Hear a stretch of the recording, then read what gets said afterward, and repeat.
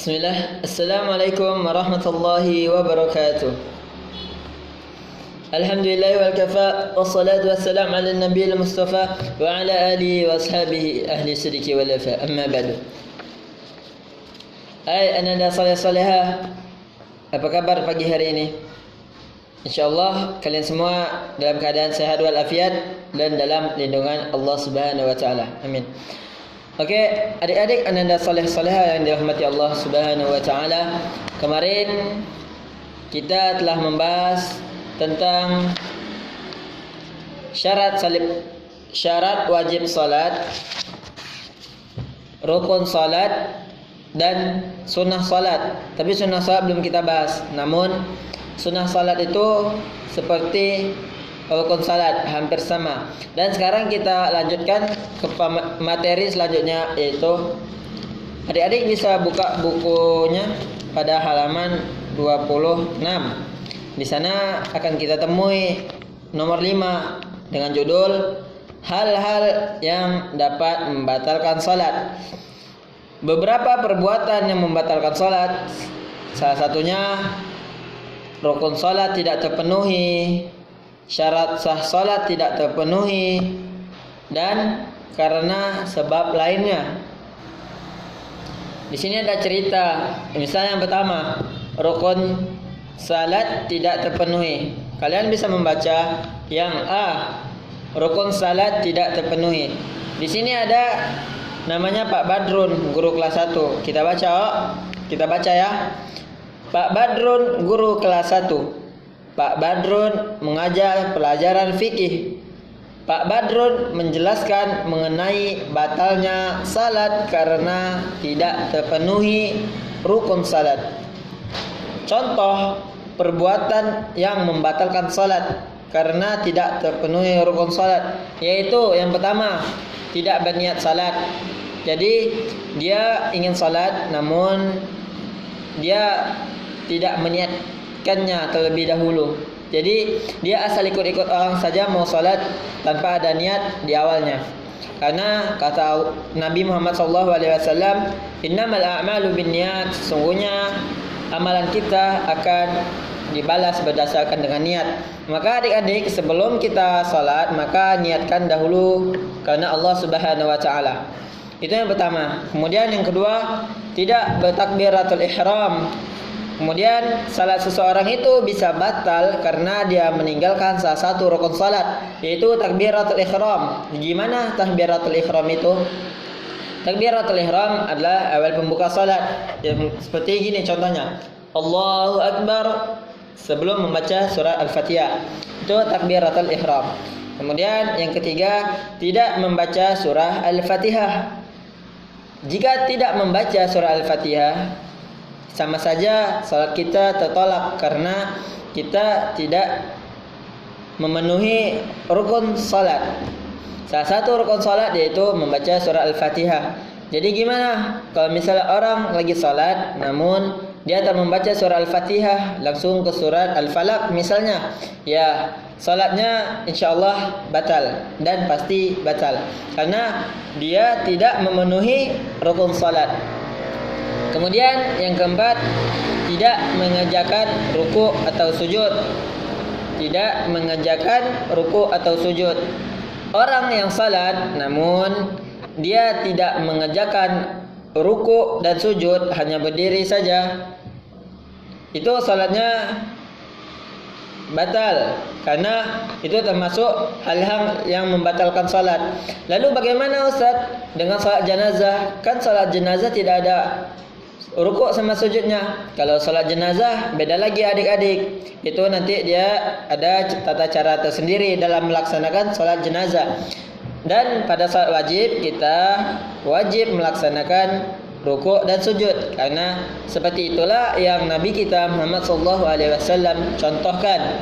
Kemudian yang kelima, tidak tumakninah. Apa itu tumakninah? Tumakninah itu semacam kita harus santai dalam mengerjakan salat, tidak terburu-buru, tidak seperti ayam yang memakan jagung, cepat-cepat salatnya.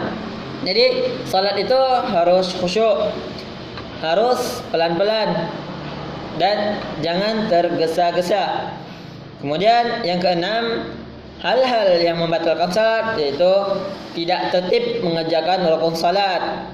Yaitu contohnya kita ketika hendak salat seharusnya melaksanakannya dengan berurutan, dengan tertib. Contoh, misal di awal itu kita niat, kemudian kita takbiratul ihram, membaca iftitah, lalu al-fatihah, membaca surat-surat pendek, lalu ruku, dan membaca doa-doa ruku, kemudian i'tidal, samiallahu liman hamidah, lalu membaca doanya. Namun orang yang tidak mengerjakan rukun salat, misalnya ketika dia salat kan Allahu Akbar, ketika salat dia langsung membaca surat Al-Baqarah misalnya tanpa adanya surah Al-Fatihah. Dan misalnya juga ketika dia habis takbir kan Allahu Akbar langsung sujud padahal masih takbiratul ihram, itu termasuk hal-hal yang dapat membatalkan salat. Oke adik-adik, kemudian yang ketujuh, banyak bergerak di luar ketentuan salat. Seseorang yang melaksanakan salat, dia dituntut dan diminta untuk tenang setenang-tenang mungkin. Karena orang-orang yang beriman apabila dia salat, maka dia akan khusyuk. Tak ada pikiran apa-apa yang melintas di pikirannya. Dan tak boleh banyak bergerak, misalnya Allahu Akbar, kemudian dia garuk-garuk kepala, benerin peci, habis itu lihat ke atas, gatal-gatal badannya digaruk. Nggak boleh seperti itu ya adik-adik ya. Apalagi jangan sampai berbicara ketika salat. Karena apabila kita melakukan begitu banyak gerakan di dalam salat, selain gerakan-gerakan yang diajarkan oleh Rasulullah SAW, dalam arti gerakan yang sia-sia, maka bisa jadi dan kemungkinan besar ibadah salat kita tertolak karena kita terlalu banyak melakukan gerakan. Kemudian adik-adik ananda saleh-salehah, yang ke-8 di antara rukun salat yang tidak terpenuhi yaitu mendahului imam dalam salat berjamaah. Ini penting nih adik-adik ya. Kita apabila salat jangan mendahului imam dalam melakukan gerakan apapun. Contoh, ketika imam masih membaca Al-Fatihah dan akhirnya membaca surah An-Nas, minal jinnati wan nas. Imam belum ruku, kita sudah ruku. Wah, itu dilarang ya. Nggak boleh mendahuluin imam. Misalnya imam masih sujud, namun kita sudah bangkit dari sujud, maka itu sesuatu hal yang sangat dilarang. Jadi adik-adik ananda saleh-salehah yang dirahmati Allah Subhanahu wa taala, sebisa mungkin salatlah dengan tenang, jangan terlalu banyak bergerak. Hindari yang namanya bercanda, bermain-main dengan sahabat dan teman, dan lalu jangan mendahului imam. Itu adalah hal-hal yang dapat membatalkan salat. Kemudian kalian bisa buka halaman 27 yang B, syarat sah salat tidak terpenuhi. Kita baca lagi kisahnya ya. Pak Badrun mengadakan salat berjamaah di rumah. Pak Badrun menjadi imam salat berjamaah. Fatimah dan Ahmad menjadi makmum. Usai salat berjamaah, Fatimah mengatakan kepada Ahmad bahwa salat yang dilakukannya batal. Mengapa batal? Tanya Ahmad. Apa salat itu harus diulang? Ahmad batal karena tidak memenuhi syarat sah salat. Perbuatan yang membatalkan salat karena tidak terpenuhi syarat sah salat ada 3 adik-adik, yaitu yang pertama, sajadah atau tempat salat yang dipakai salat terkena najis. Jadi kita ketika hendak salat seharusnya kita melakukan sesuatu yang baik. Innallaha ta'ala jamil yuhibbul jamal. Sesungguhnya Allah Subhanahu wa taala itu indah dan menyukai keindahan. Ketika kita hendak salat, maka bersihkan dahulu pakaian kita. Cek dahulu apakah sudah bersih atau masih ada najis yang menempel pada tubuh kita. najis tersebut berupa baik itu air kencing adiknya yang sudah sekolah di taman kanak-kanak, itu contohnya. Kemudian yang kedua, aurat tidak tertutup sempurna karena ketika sholat memakai celana pendek. Adik-adik yang dirahmati Allah Subhanahu wa taala, kita ketika hendak sholat harus memperhatikan pakaian kita, karena ketika kita sholat kita itu sedang menghadap Allah Subhanahu wa taala. Kita harus sopan dan harus sopan. Oke adik-adik, kita ketika sholat, misal laki-laki ketika sholat ya harus memakai peci, kemudian baju koko dan sarung jika bisa. Namun apabila ia tak bisa memakai sarung, maka bisa dia memakai celana panjang. Dan yang perempuan menggunakan mukena. Oke adik-adik, ananda soleh-soleh yang dirahmati Allah Subhanahu wa taala. Kemudian syarat ketiga yang membatalkan salat adalah syarat sah salat tidak terpenuhi, yaitu tidak berwudu sebelum salat padahal wudunya telah batal. Oke adik-adik, jadi hal yang harus dan paling utama kita lakukan adalah berwudu sebelum salat. Kenapa? Karena wudu itu selain membersihkan diri kita, ia juga menjadi syarat utama dalam sahnya salat. Atas ketiga perbuatan tersebut, yaitu sajadah atau tempat salat yang terkena najis, kemudian aurat tidak tertutup secara sempurna, kemudian yang ketiga tidak berwudu sebelum salat. Atas ketiga perbuatan tersebut Ahmad harus mengulangi salatnya. Oke adik-adik, sekarang kita buka di lembaran selanjutnya, yaitu silakan adik-adik buka halaman 28 yang C. Sudah ketemu? Halaman 28 C. Karena sebab lain. Kita baca dulu kisahnya, oke? Pada suatu hari Pak Badrun melihat Harun dan Hanif bergurau ketika salat. Pak Badrun menyuruh mereka mengulangi salat.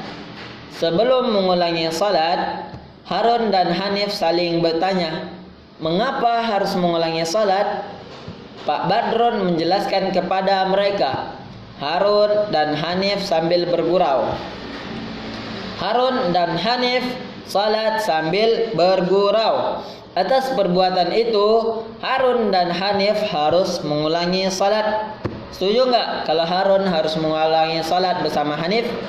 Karena dia bermain, kita harus setuju. Karena mereka telah melakukan sebuah perbuatan yang dapat membatalkan salat. Oke? Mendapat penjelasan dari Pak Badrun, Harun dan Hanif akhirnya mengulangi salat. Keduanya melakukan salat secara benar dan khusyuk. Ada perbuatan lain yang dapat membatalkan salat, yaitu salah satunya salat sambil tertawa. Ingat, yang pertama salat sambil tertawa. Kemudian yang kedua, banyak bergerak di luar ketentuan salat. Banyak bergerak di luar ketentuan salat. Kemudian yang ketiga, berkata-kata di luar bacaan salat. Contoh, aturannya imam membaca Innamal mu'minuna alladhina idza dzukirallahu wajilat qulubuhum. Lantas ketika imam sedang membaca bacaan salat, kita berbicara sama teman yang di samping kita, yang di sebelah kiri atau di sebelah kanan, dan tertawa, bercanda dan bersenang-senang dengannya ketika salat. Maka adik-adik, ini adalah suatu hal yang sangat dilarang di dalam salat. Kenapa? Karena dia dapat membatalkan salat. Oke adik-adik, makanya mulai dari sekarang jangan lagi bermain-main di dalam salat. Karena pada sejatinya dan hakikatnya anak soleh dan anak pintar tidak akan bermain-main di dalam salat. Kemudian yang keempat, makan dan minum saat salat. Mungkin adik-adik pernah seperti itu. Benar? Benar pasti. Maka kita harus mengubah sikap kita. Misal ketika kita salat, di dalam mulut kita masih ada permen kis. Kita sedang makan permen ketika salat, dan ternyata karena permen yang kecil itu adik-adik, akhirnya dapat membatalkan salat kita. Oke adik-adik. Kemudian yang kelima, berapa ini? Kelima, sengaja membatalkan salat. Yaitu kita ringkas karena sebab lain. Yang pertama itu salat sambil tertawa. Yang kedua, banyak bergerak di luar ketentuan salat. Yang ketiga, berkata-kata di luar bacaan salat. Yang keempat, makan dan minum saat sedang melaksanakan salat. Yang kelima, sengaja membatalkan salat. Oke, adik-adik ananda soleh-soleha yang dirahmati Allah Subhanahu wa taala. Akhirnya selesai sudah pembahasan kita kali ini dari halaman 26 tentang hal-hal yang dapat membatalkan salat sampai halaman 28. Oke, adik-adik ananda soleh-soleha yang dirahmati Allah Subhanahu wa taala. Semoga pertemuan kita kali ini diberkahi oleh Allah Subhanahu wa taala, dan saya berharap ilmu yang kalian dapatkan itu bermanfaat bagi diri kalian sendiri dan umumnya bagi orang-orang di sekitar kalian. Jadi ananda saleh-salehah yang dirahmati Allah Subhanahu wa taala, nanti di rumah beritahukan kepada teman kalian yang belum tahu tentang apa itu salat. Dan bagi kalian yang sudah tahu, saya harap kalian bisa memahami dan mengamalkan apa-apa yang telah kita dapatkan pada pertemuan kali ini.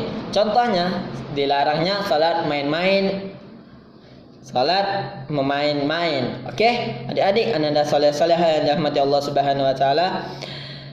Akhir kata sebelum kita tutup pertemuan kita pada pagi hari ini, oke, saya mohon maaf kepada adik-adik ananda soleh-soleha yang dirahmati Allah Subhanahu wa taala atas kesalahan-kesalahan saya. Apabila ada benarnya, maka itu datangnya dari Allah Subhanahu wa taala.